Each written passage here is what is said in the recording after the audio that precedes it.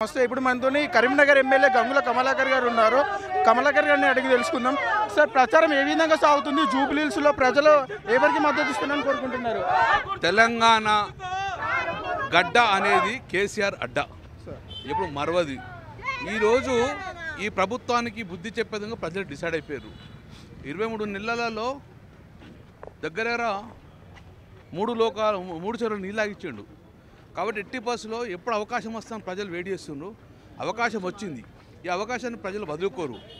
మామూలు మోసం చేస్తావా అని చెప్పి ప్రజలు కోపంగా ఉన్నారు. కాబట్టి ఎన్నిక రేపు రాబోయే భవిష్యత్తు నిర్ణయించేది. కాబట్టి డెఫినెట్గా రేవంత్ రెడ్డి ప్రభుత్వానికి దెబ్బ తగులుతుంది.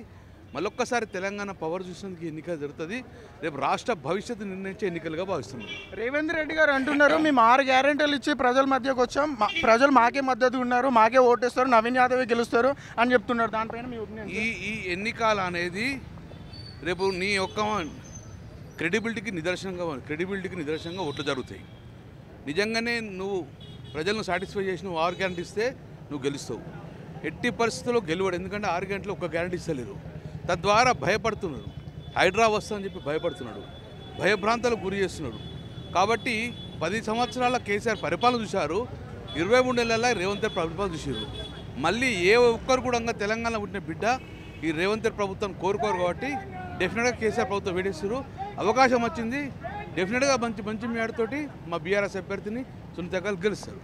బీఆర్ఎస్ సోషల్ మీడియా చెప్తుంది అంటే నవీన్ యాదవ్ గూండాగిరి చేశాడు, ఇది చేశాడని అసత్య ప్రచారాలు చేస్తున్నాయని నవీన్ యాదవ్ గారు అంటున్నారు. ఒక మాట కూడా అన్నారు, నేను వస్తే ఎవరిని ఉంచండి బిడ్డ, అందరిని గెంటేస్తా అని ఒక మాట అంటున్నారు నవీన్ యాదవ్. దానిపైన నవీన్ యాదవ్ గుండా అనపోతే ఏమంటారు? వాళ్ళ తండ్రిని రౌడీ షీటర్గా డెఫినెట్గా వాళ్ళు బాండ్ అవుట్ చేసిండ్రు. అది నిదర్శనం. నవీన్ యాదవ్ లాంటి వాళ్ళని 1000 మంది చూసినాం మేము. ఇప్పుడు మేము ఇక్కడే ఉన్న యూసుగూడెలా. నీ బెదిరింపులకు భయపడేది బీఆర్ఎస్ పార్టీ. ఇప్పుడే గెలవకముందే బేరిస్తే రేపు రాబోయే పరిస్థితులు ఏం పరిస్థితి అని చెప్పి ప్రజలను ఆలోచిస్తారు. కాబట్టి గుండాలకు స్థానం లేదు, రౌడీలకు స్థానం లేదు. డెఫినెట్గా ఎవరు భయపడలేదు. తెలంగాణ బిడ్డ ఎవరిని అయ్యకు భయపడేటోడు కాదు. యథేచ్ఛగా రేపు ఈ గుండాను వద్దనుకుంటారు. కాబట్టి యథేచ్ఛగా వచ్చి బీఆర్ఎస్ పార్టీ ఓటేస్తారు. ఈరోజు జేఏసీ నిరుద్యోగులు రోడ్డుపైన కాంగ్రెస్ పార్టీకి ఓటేయకూడదని ఒక మాట ప్రజల మధ్యకి వెళ్తున్నారు. అయితే కాంగ్రెస్ గుండాగాళ్ళు ఇప్పుడు జేఏసీ విద్యార్థులను కొట్టి తరిమేస్తారు. దానిపైన సార్ నేను కూడా పోయినా, సనత్ పోలీస్ స్టేషన్కి పోయినా, సనత్ పోలీస్ స్టేషన్కి వెళ్ళినా అక్కడ ఇలాంటి చాలామందిని కొట్టారు. వాళ్ళు బీఆర్ఎస్ సపోర్ట్ చేస్తలేరు. నిరుద్యోగులు వాళ్ళ అభ్యర్థిని పెట్టుకొని అభ్యర్థిని పెట్టుకొని పోటీ చేస్తున్నారు. ఆ అవకాశం కోసం వెళుతుంటే కాంగ్రెస్ వాళ్ళు వచ్చి కొట్టిర్రు.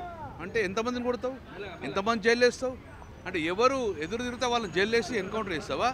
సో ఇది ప్రజలు ఒప్పుకుంటలేరు. కాబట్టి నిరుద్యోగ పిల్లలను కేసులు పెట్టి కొట్టి బాగా ఇబ్బంది పెట్టడం అనేది ఒక లంబాడి గిరిజన బిడ్డను కూడా బాగా కొట్టిరు. కాబట్టి మేము పోలీసులు హెచ్చరించినాం, వెళ్ళాము. డెఫినెట్గా కేసు పెట్టమని చెప్తున్నాము.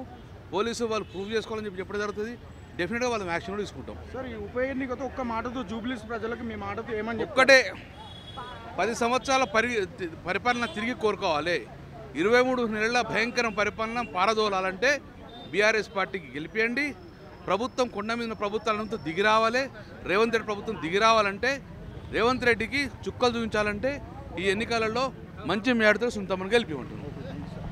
చూస్తున్నాం మనం. గంగుల కమలాకర్ గారు జూబ్లీహిల్స్ నియోజకవర్గంలో బీఆర్ఎస్ పార్టీకి మద్దతుగా గెలిచి మాగంటి సునీత గారిని గెలిపించుకుందామని చెప్తున్నారు.